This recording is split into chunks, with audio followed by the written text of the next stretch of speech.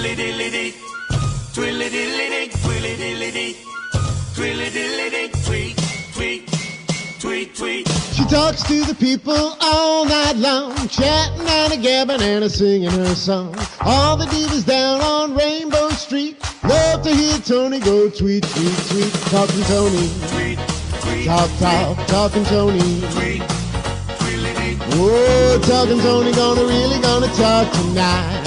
tweet, twilly-dee.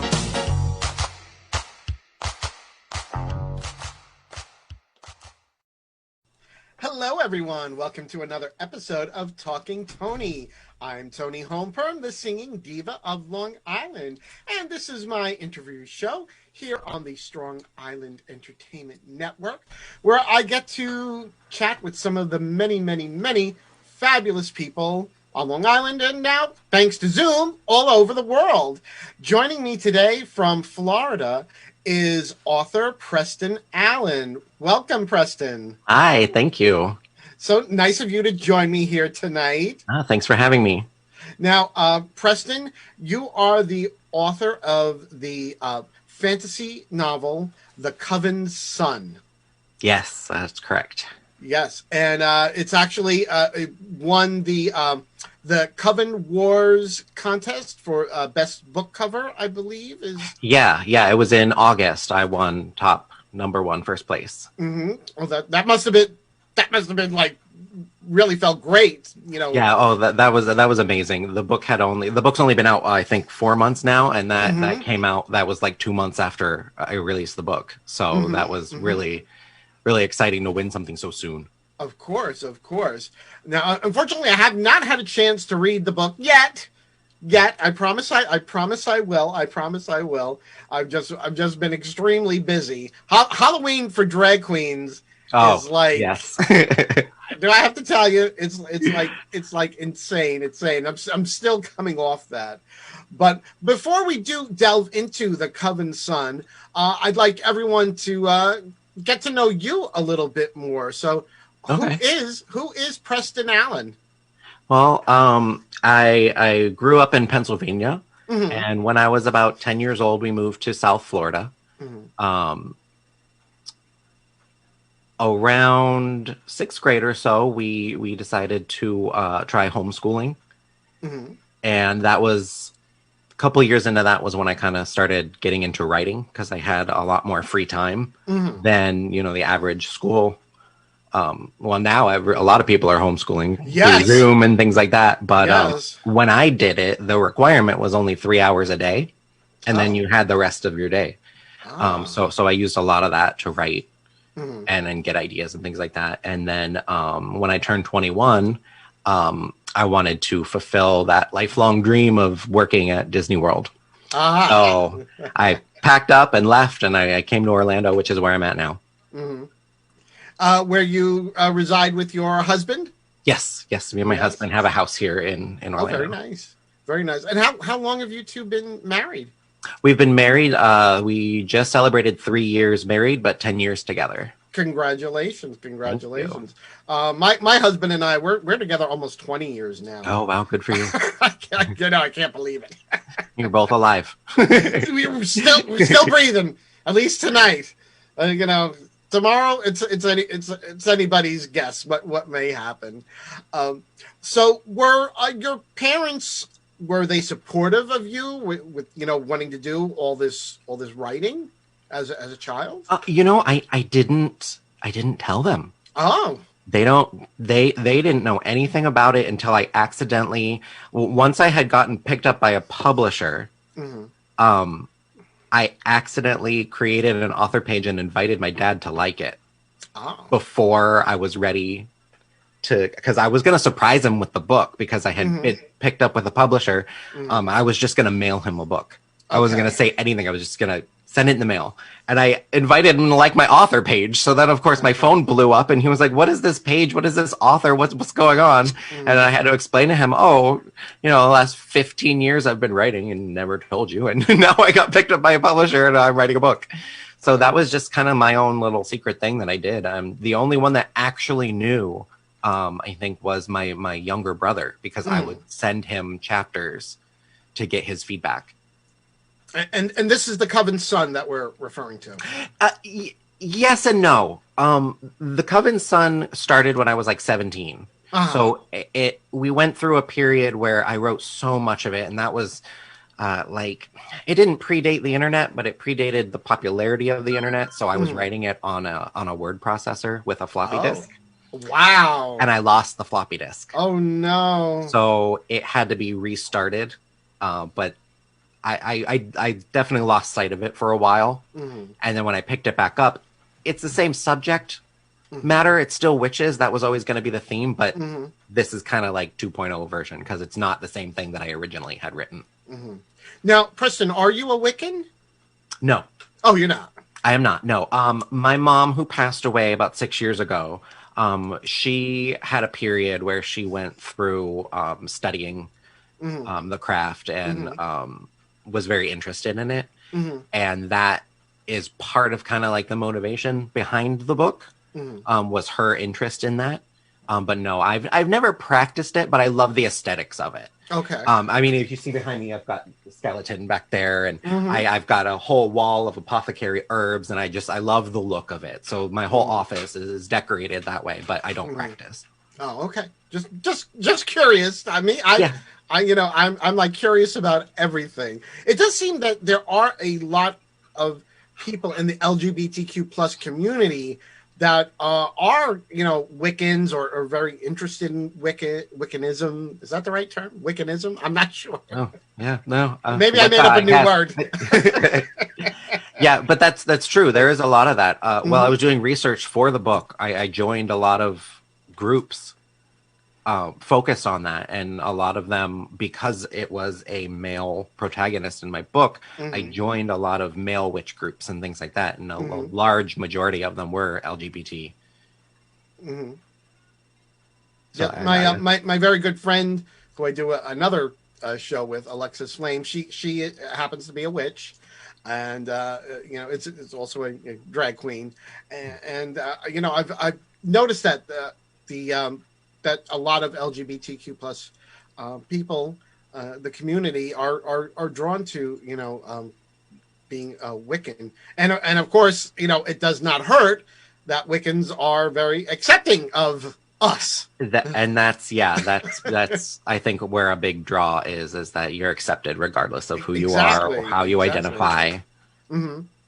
Exactly. I mean, it doesn't hurt because there's certainly a lot of other religious groups that are not quite so accepting of us. So yes, and to find one that even history dates back, it was always accepted, and even when you go into like the non-binary issues and things like that, those people were kind of held at a higher standard than people who did have some sort of binary identification.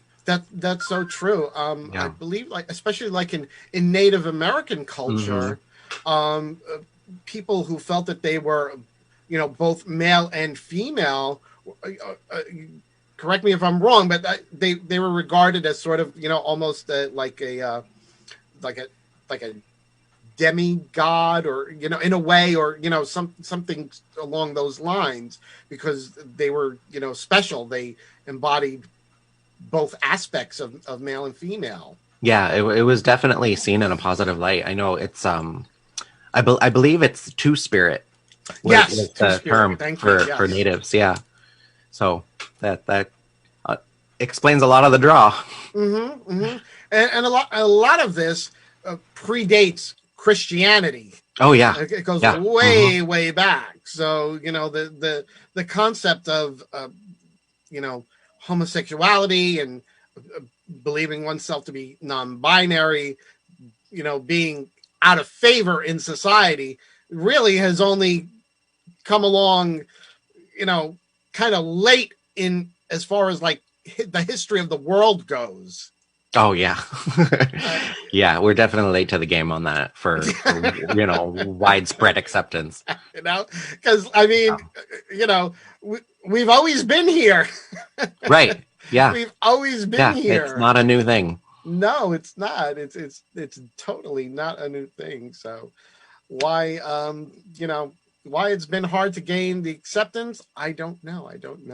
But now let's talk about the Coven Son. Okay.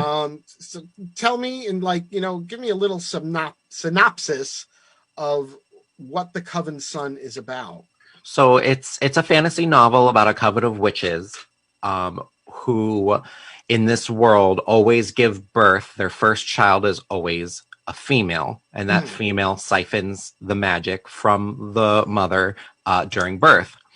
And this follows a story of a character named Oak, who is the first male born as a first child to this coven in over 250 years. And it's basically the coven trying to figure out how to handle the male's powers, because the males come out much more powerful because they are so much more rare. And then they find out along the way exactly who he is and who he is meant to become.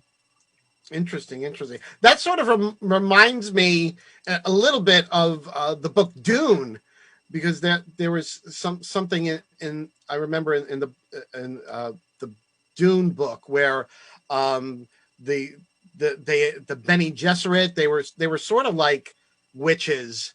Would they were always only supposed to have like female children, and the one she deliberately had a male, and they were very much worried because there was a similar thing where a male would be much more powerful, and they were afraid they couldn't control the male, they would not be able to control them. So that's really interesting. I'm gonna have to look into that. I've never even heard of that. Oh, really? Yeah, no. well, no, not familiar.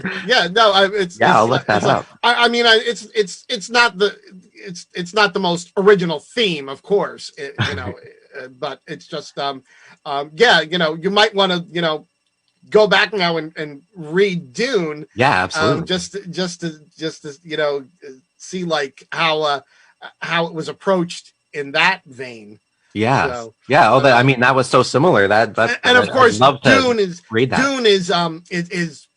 sci. Well, I guess it'd be sci-fi. It's more fantasy, because they were on another planet, and it was there were a lot of allegories with the Middle East and oil and things like that. But there is that one little thing. It's just that one little thing where they were supposed to only be a female born, and there's a male born. Sort of, it reminds me just a pinch of Dune. So you might want to read into Dune and just definitely, it sounds interesting. Just because that one little aspect is similar.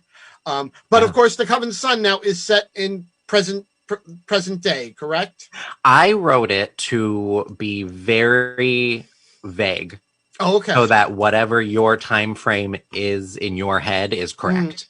Right. There is a solid answer, but I kind of leave that up to your own interpretation. But I did make it a point to not include a lot of technology so that it didn't date it. If somebody makes a phone call, they walk out of the room. So you don't know if they're using a landline. You don't know if they're using a cell phone. You don't know what they're doing. I kept it very generic. I think the only thing I mentioned is a TV.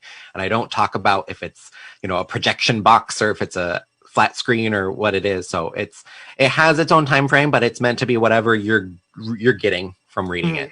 Mm-hmm. And along with it being set in the present day, the real world, there's also a fantasy world, or not a fantasy, but another realm. Yeah. Yes, there's another realm. So tell me about this other realm. Yeah, so the other realm this is something I researched really heavily regarding witchcraft and things like that. This is the realm of the Fae. So basically the fairies, fairy realm. They basically discover that the fairy realm is being destroyed, and it's not this beautiful atmosphere that they knew it to be. And basically they're searching out to figure out why it's destroyed and what's happening and why it's not what they saw it as the last time they were there. Interesting. And Oak, I guess through the course of the story, he's able to move back and forth between the two realms that Earth and the Fae? So what happens with him is he starts having kind of hallucinations that are getting him in trouble at school and just in general. And his family are kind of chucking it up to the fact that he is the firstborn male witch and that he can't control his powers. And they go on this kind of journey and adventure to get answers as to why these hallucinations are happening and how to stop them. And part of that journey is to travel to that realm and get their final answer.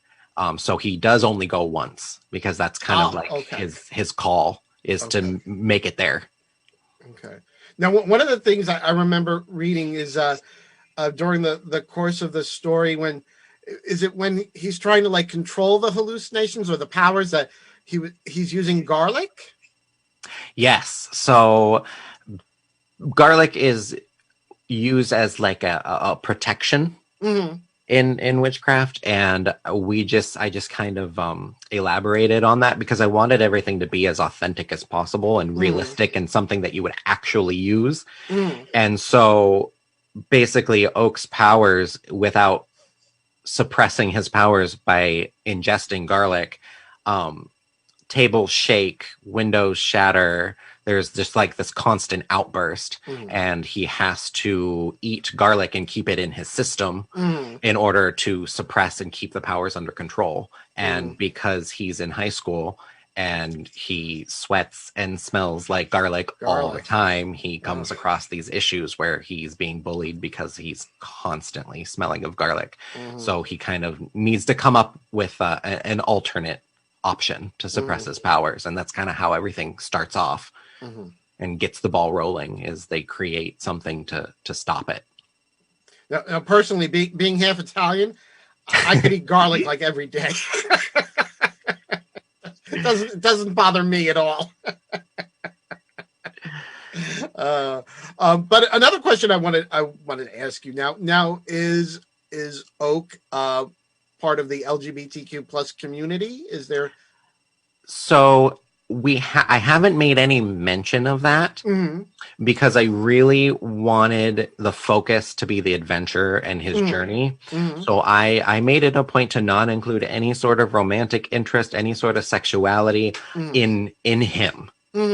So I kind of just left it up in the air. That wasn't the point. That wasn't the focus. I didn't want any side story with any sort of distraction from what was happening. Okay.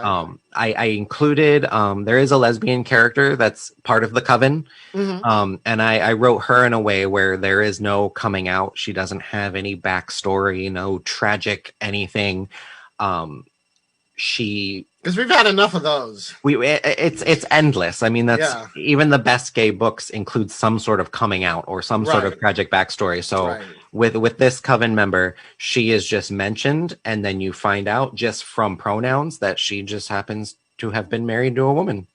Right, which is how it should be. I mean, it's like, you and I, we lead our lives every day. We're not, it's like obviously, most people do have a coming out story, but like for the most part, people like you and I, we're just living our lives every day. It's not like, it's not like I'm coming out every day or something. It's like most days we're just doing what we normally do, and it just happens to be part of who we are. Right, exactly. I mean, when people ask me how I came out, that's kind of like, I get taken back by that because I'm like, God, that was so long ago. Like, that's not even a thing that's on my mind. It hasn't been on my mind in years. Like, that has not been a focus. And this character in the book, she's an older woman. So it wouldn't have made sense to have any sort of coming out story for her. It's just, she was married, she was widowed, and this is where we're at. Right. Exactly. And also I feel that, especially nowadays, I mean, although, I always support LGBTQ youth, I think it's a lot easier to come out these days. I have 20 years on you. So, back when I was like, 18, 20, coming out was like, whoo, but, and, I'm even for you, when you came out, I'm sure it was more like, ooh, and now it's sort of like, ooh. Yeah, You know, right. Yeah. We've it's still a we've made thing, still a amazing thing. leaps and bounds. Yeah. Right. We've really, you're even seeing now when kids are coming out that their friends are like, "Oh, it's so cool." And it's like, whoa, damn, like we really paved a way for you guys, because that would have been amazing if we would have been able to come out and was, such a positive thing with our friends and everything. Absolutely. I mean, it's just, the world has just changed so much, Yeah.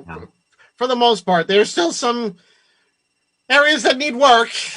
Yeah, we have a long way to go, but we've come a long way. We've come a long way. We still have a long way to go. Yep. Absolutely. So, Preston, let me ask you, growing up, what were the like the sci-fi and fantasy stories and shows and books that interested you, and maybe sort of helped inspire you to want to become like a fantasy novelist? It's probably, I think it's a lot of it is Sabrina with Melissa Joan Hart.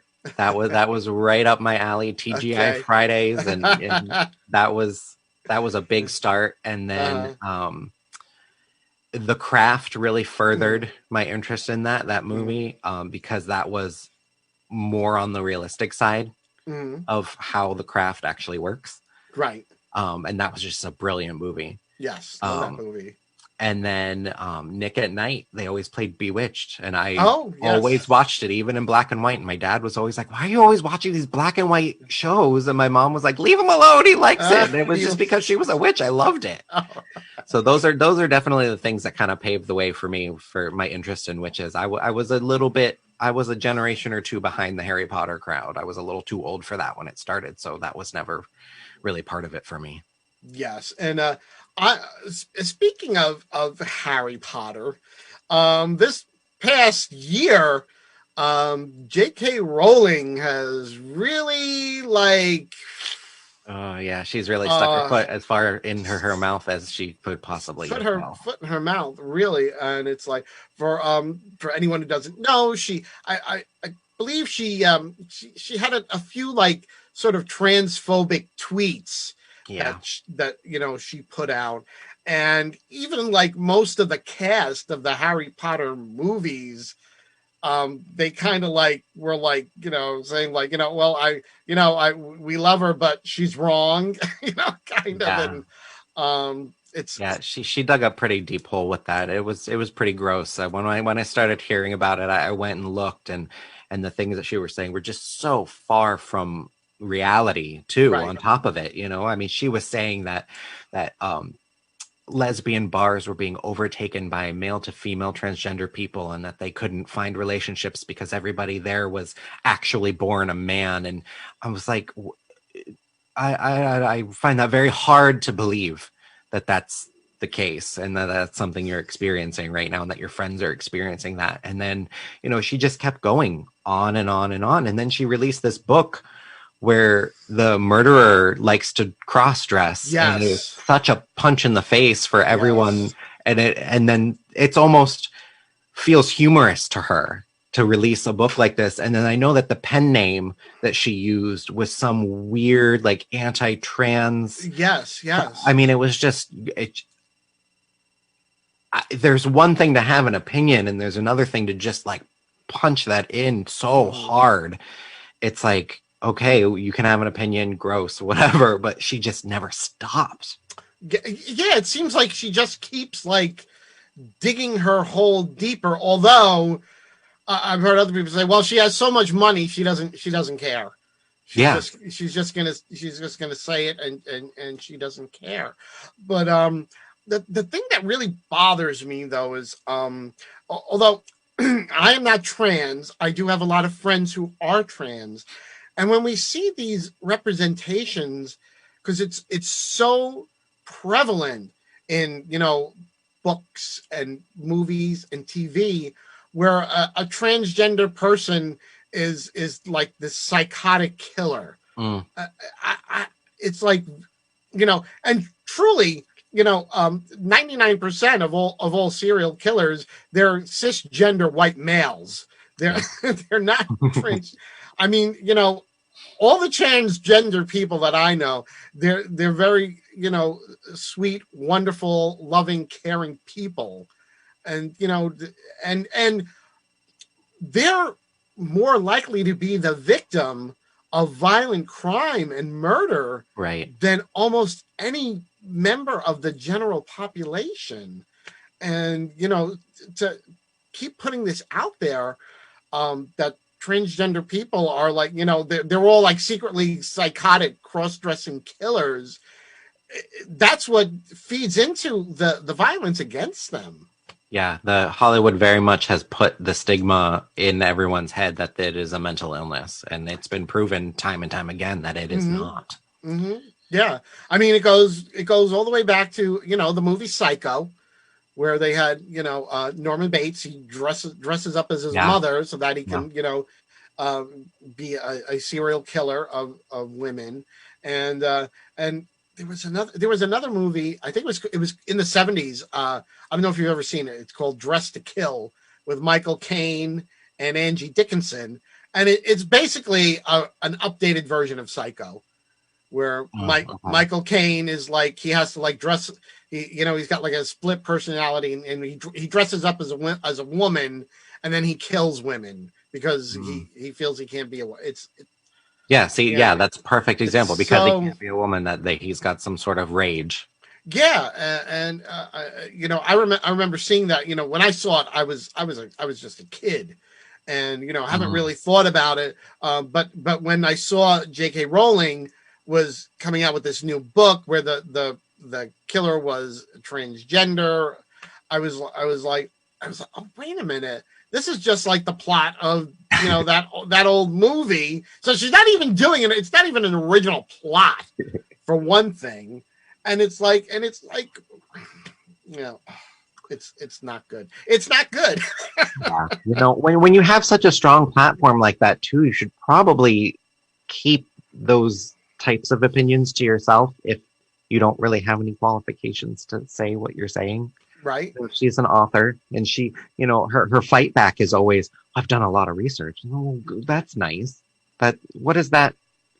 Everyone's telling you that your research is wrong. So maybe you should look into doing more research and finding out where you've gone wrong. Right. I mean, if, so many people are telling you, no, this isn't right. This isn't good. I mean, take a step back and say, okay, maybe I need to, look into this, and, but she's not showing any signs.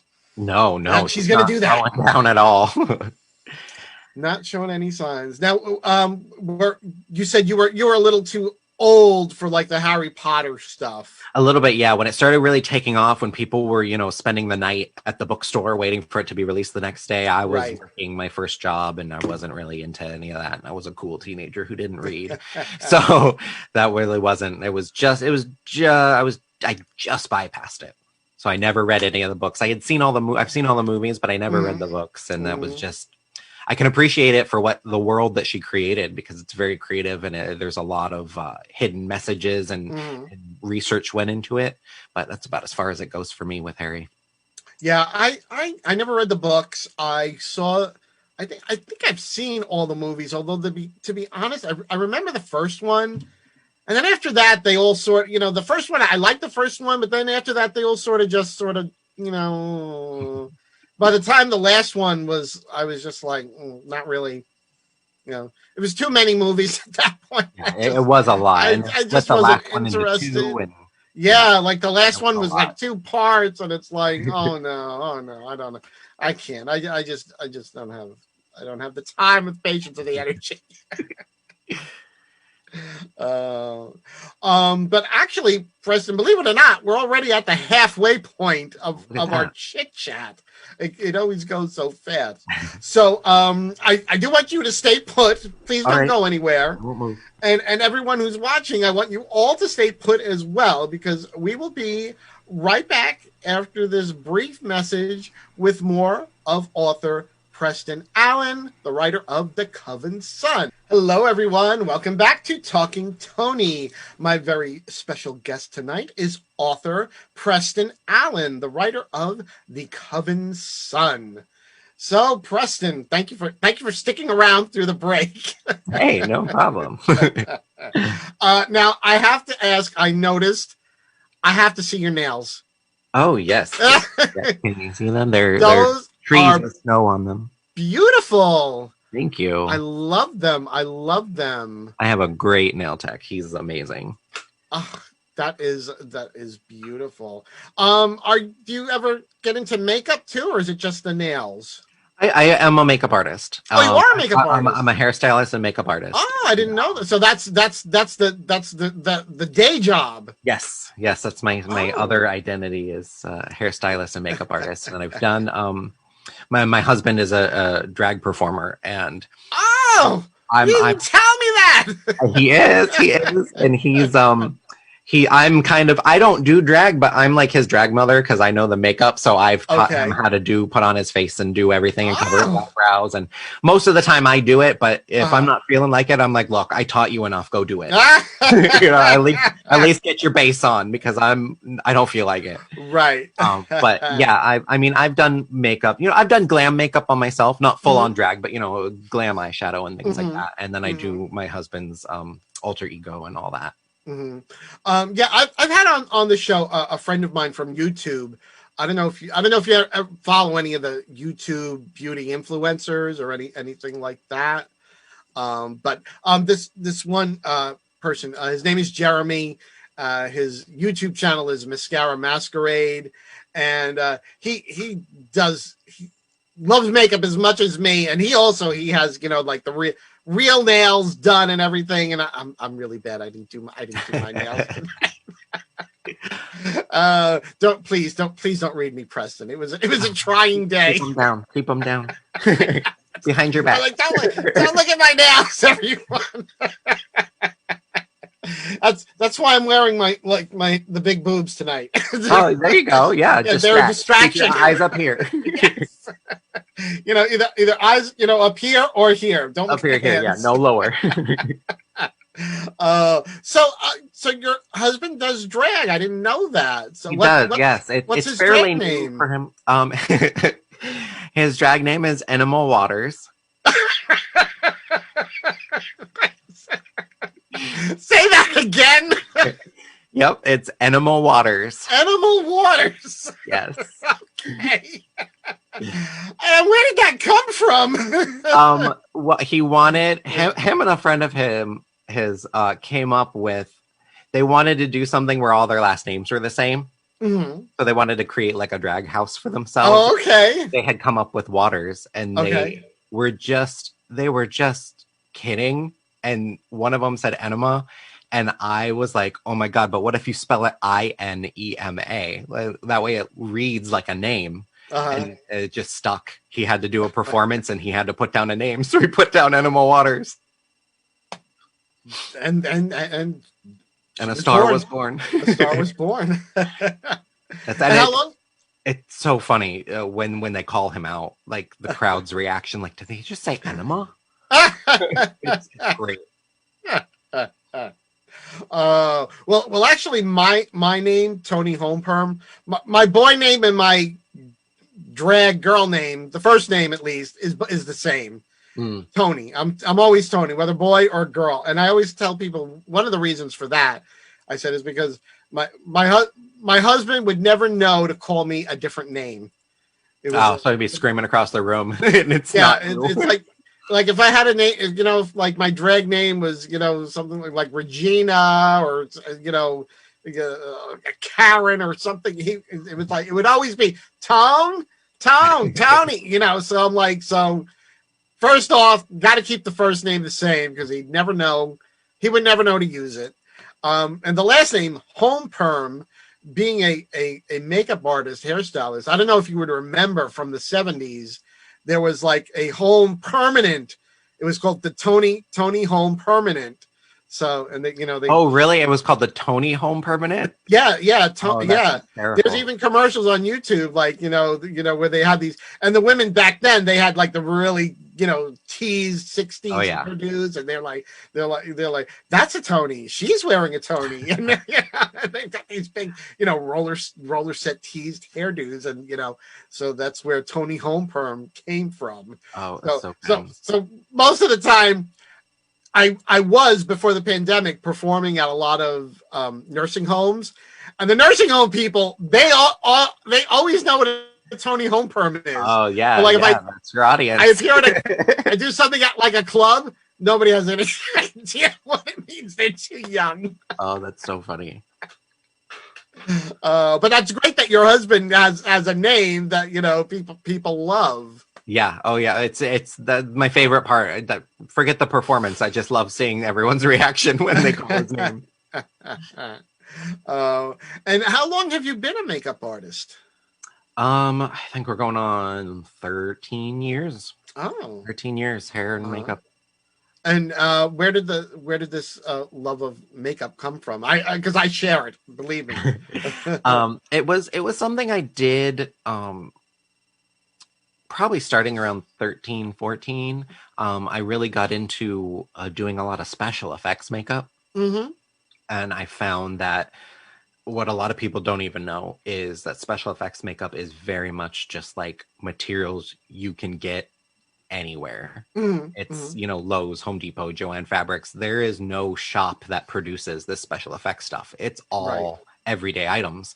So I had access to it. I didn't need a professional license to get access to special effects makeup. Right. So I really kind of started playing with that. And then a lot of these makeup competitions started coming out, TV shows, and they were talking about fantasy and glam makeup mixed with all that. So then I was like, oh, I need to be well-rounded. I need to learn how to do fantasy and glam and all that. And it just kind of shifted, or I kind of dropped the special effects and I just started doing primarily glam. And then I started doing makeup with wig styling and things like that. And then when I turned 18 and I had no college plans whatsoever, my parents were like, what are you doing with your life? And I was like, well, obviously I want to do hair. And they were like, well, then go do hair. Go do hair. So that's what I did.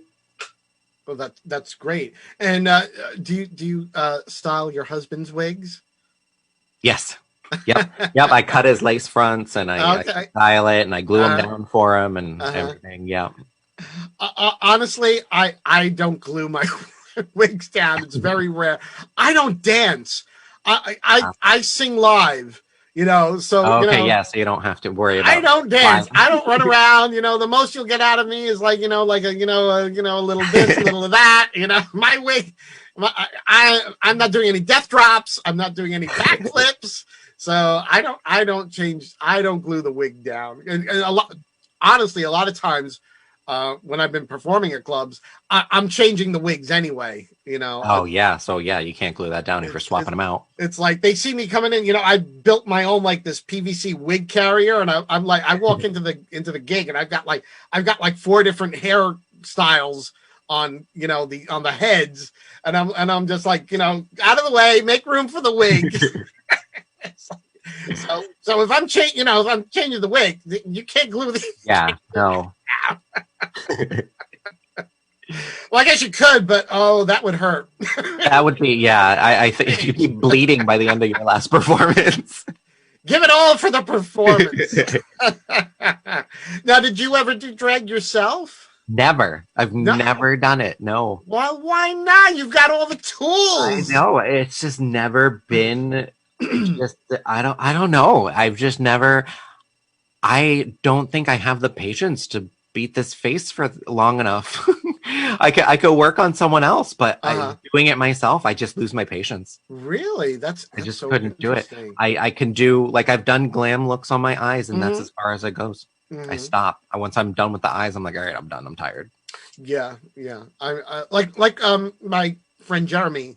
He'll do like a lot of times, because he works also as a hair stylist. And he'll do like, a very glam eye look. and just the rest is basically just soft glam. He doesn't do like a full, not like a full drag look, but he's very inspired by those the rockers from like the 80s, like Poison. Oh yeah. And when you look at it now, you're like, these guys look like drag queens. I know, it's amazing. Why didn't anybody ever call them out? How many people grew up in the 80s that have a problem with drag queens now? And I'm like, did you not grow up in the 80s?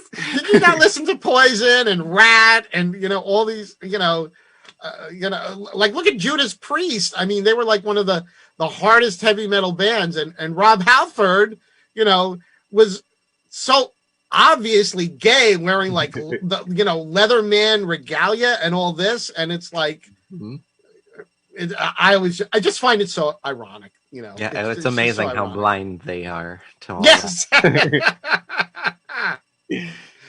There are none so blind as those who will not see. What can I say? There it is. Now, one of the things I wanted to ask you, getting back to the Coven's son, Sure. With excuse me,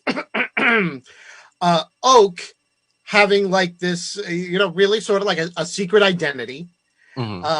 And I was saying to you before we went on air, I was always very inspired by comic books, and like I even to this day I feel like being Toni Holmperm is kind of like in a way, even though I'm a drag queen, I sort of feel like this is like my superhero identity, that I get to become this different person, this different character with abilities far beyond those of mortal men. Were you well, you said you were a big fan of Sabrina. Were there any other shows that sort of had that that theme? Because I think that speaks to a lot of us in the LGBTQ plus community. Like for me as a kid, I was very much into the X-Men.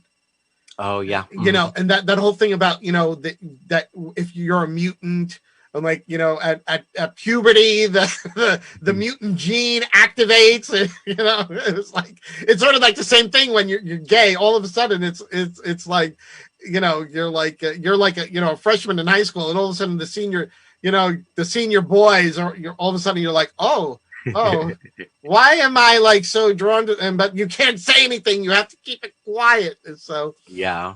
Was there anything other than Sabrina like that sort of like spoke to you in those terms?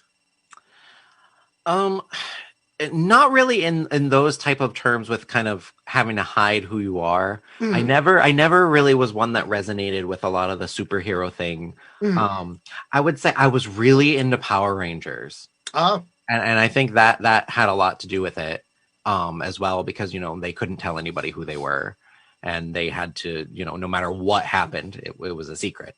Right. Right. And then all the information that came out later that the Blue Ranger actually quit the show because he was harassed and bullied because he was gay. And then that was like an adult moment where I was like, oh, wow, like this is, we do exist, and we have existed this whole time. And even that was, he wasn't allowed to say anything because it was a kid's show. And even though that has nothing to do with, coming out. And so that was a really interesting thing. It was almost exciting to find out, when you become an adult, that all these kids shows and icons when they come out, that you're just when Lance Bass came out from NSYNC, it was just like, wow, at least there's one of us, like we are around. We were just not we weren't allowed to be.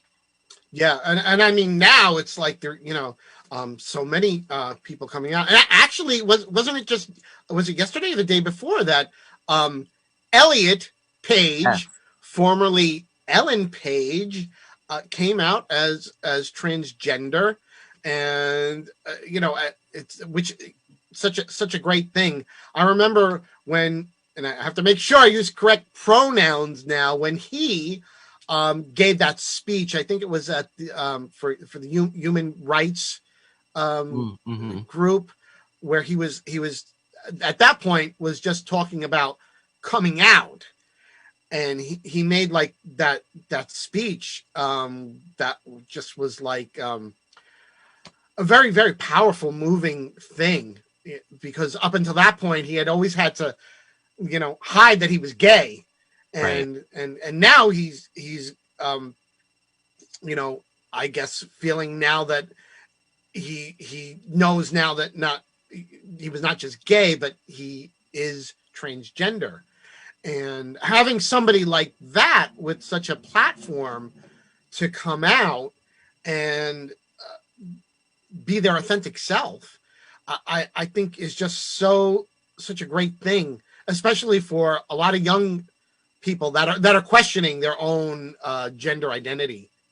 Yeah, well, I think it's really great that he was able to have that platform prior to coming out, because a lot of the trans community, the people that they have are like Laverne Cox, who went into the spotlight as a trans woman. Right. There was no coming out because True. we didn't know who she was until after the fact.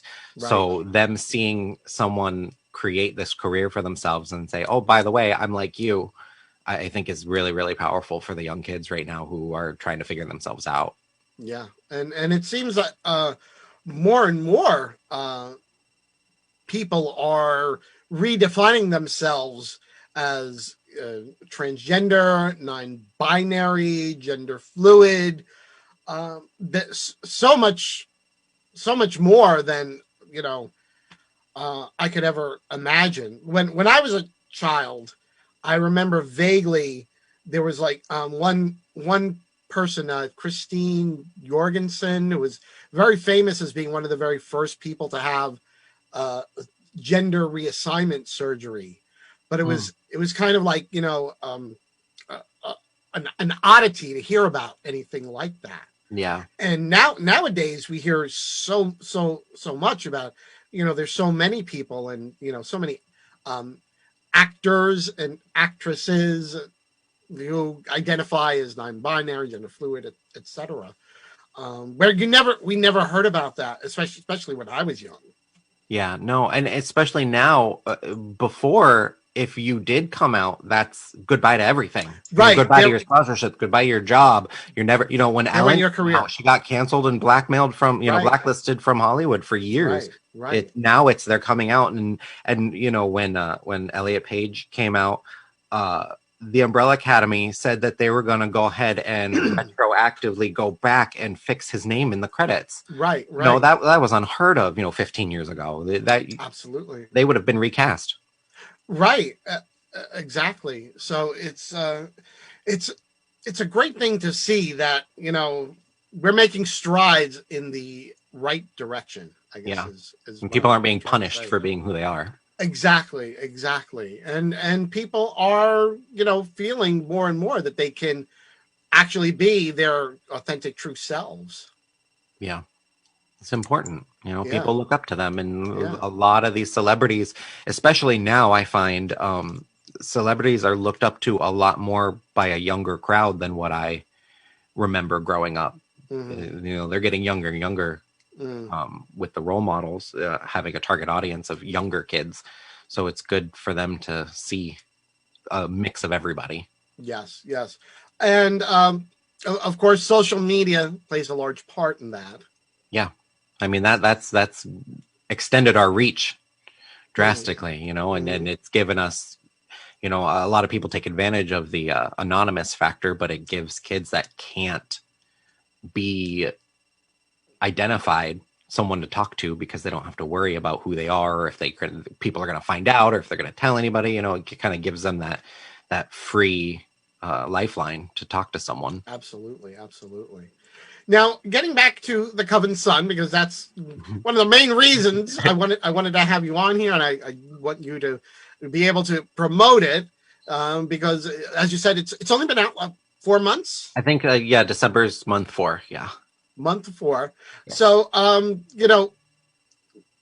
writing your first novel, I have to assume it's almost like giving birth in a way. You've gestated this entity, and then then it goes out into the world, and you sort of you're like the proud parent.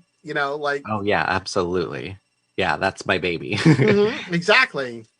And of course, you want everyone to love it and to, and Purchase it. Yes. And read it. Yes. You know, it's one of those things where like I have a new appreciation for books now that I've written one. Mm-hmm. You don't realize until you experience it yourself just how much someone's like heart and soul actually goes into writing something like that. Of course. And then you see people, which so far I haven't gotten any, but you see like these 1-star reviews on books talking about how awful it is. And I'm just like, maybe you just shouldn't leave a review because that's so heart-wrenching for the author to see. I mean, the lowest review I've gotten has been a 3-star, and that was just average, and they didn't say anything about it. They just clicked 3 and just left it at that. And it even that, it was like, oh, why was it 3? Why wasn't it 4? Why didn't you give me at least the 4th one? You know, so it definitely gives you a new appreciation for, you know, the effort that goes into it. You know, you might be reading it being like, oh, this is horrible, but that person probably put blood, sweat, and tears into it. So of course. You got to remember, be a little bit more kind. Yeah, everybody needs to be a little more kind. It's rough to see that, and I fully expected it. It really helped me to watch some of my favorite authors go through their reviews and look at their 1-star reviews, because some of these like major award-winning huge authors that are super successful that I really look up to have 1-star reviews, and they've got tons of them, and people say, oh, this writing is trash and I hated it, and I'm like, well, okay, so you can get them, so I'm prepared. You know, if someone as big as you still gets them, it's going to be my whole career, I guess. So it makes it a little easier to deal with. But I definitely would like people to realize, like, it really is a lot goes into it. Absolutely. Now, are there plans for a second novel? Yes, I am writing a second novel right now. Okay. It'll be a while because I'm gonna really take my time with this one. I'll look at a sequel for The Coven Son maybe in the future, but right now this is going to be its own book. Oh, something completely different. It'll be something different, yes. And this one is actually going to have like an LGBTQ theme. It's the code name right now for the book is called Afterlife, and it's kind of an inspiration behind. So it's based on a gay couple, and one of them dies. And we get to see what happens after you die. Oh. And so it's going to be like a very dark comedy. So it's going to be very funny. It's kind of inspired by like The Waiting Room in Beetlejuice. Well, I love The Waiting Room. See what happens and how everyone's died. It's kind of the inspiration behind that is I'm kind of doing a new take on what happens after you die and giving people like an answer. Well, I mean, really, any answer to that is valid. No one can prove me wrong. Nobody can prove you wrong. That's one of the best things. So now, Preston, let me ask, where can people find The Coven Son to purchase? So you can find it on my website, which is authorprestonallen.com. And it is pretty much everywhere books are sold online. It's on Amazon, it's on Google Play, it's on Kobo, it's on Walmart, it's on Books A Million, Barnes & Noble. Pretty much if you Google The Coven Son, you'll get the whole list. It's one of the first things that pops up. That's great. Super easy to find. And then my website, if you actually go directly to my website, you can buy signed copies from my website, and I also include the links to all the other stores in case you have Amazon Prime and don't want to pay for shipping or want other options. I've got those all listed. And now it's available as either paperback or ebook? Yes, both paperback, ebook, and the ebook is the Nook and the Kindle version. And right now I'm in the works of working on the Audible version, but that'll be a few months before that comes out because I have to record it and everything. But I am in the process of getting an audiobook out. So you will be reading it yourself? I'm going to narrate it, yes. You're going to narrate it, yes. Yep, that's going to be awesome. That must be very exciting. It is. It is really exciting. It's really tedious. That's why I haven't started it yet. I really have to be in the mental headspace for it because everything has to be a separate file, which can be very frustrating. It's like to say chapter 1, you have to say chapter 1, and then you have to save that, and then you have to put that in a folder, and then you have to read, and then you have to go back and listen to it, and you have to record have to record at the same time of day every day because your voice changes throughout the day. Oh, I never So really noticed that. There's all these crazy rules that are like in there. Oh. It's like, this is the best way to get a similar, a consistent read all the way through that I had never thought of. And I was like, this is way more work than I anticipated, but I want to do it because so many people do audiobooks instead of books. Yeah. Now, is that something that's kind of prevalent, that more people are, picking up, listening to audiobooks than actually reading text or print? Yeah. Unfortunately, I know a lot of the people who love books really love books. They love the smell. They love the feel. Right.